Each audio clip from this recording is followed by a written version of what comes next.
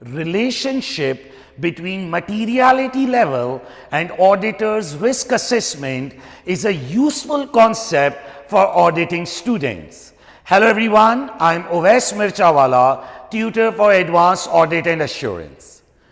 In today's short video, we will be discussing the relation between the auditor's risk assessment and the materiality level. As you all know that auditing standards have defined the range for materiality threshold like 5 to 10% of PBT, 0.5 to 1% of revenue and 1% to 2% of assets.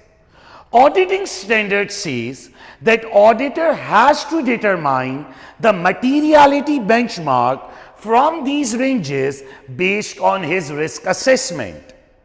Now a question is that how the audit risk assessment will affect the materiality level.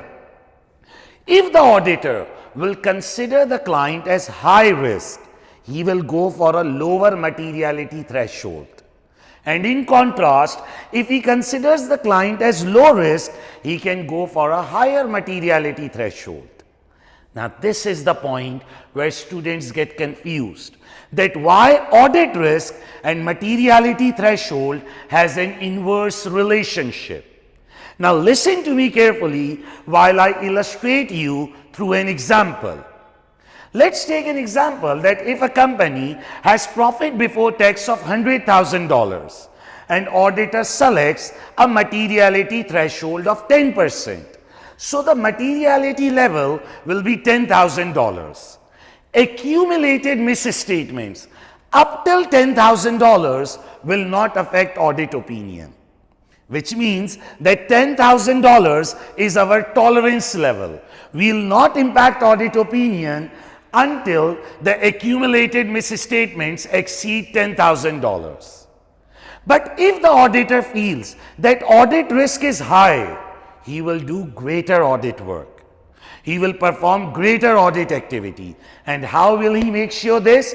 He will reduce the threshold from 10% to 8%.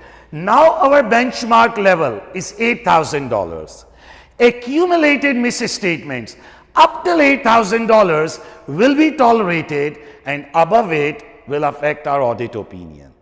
So when we reduce the tolerance level, when we reduce the benchmark, obviously we'll do greater audit work because we have lesser tolerance. And similarly, if risk is very high, he will reduce the benchmark to 5% of PBT.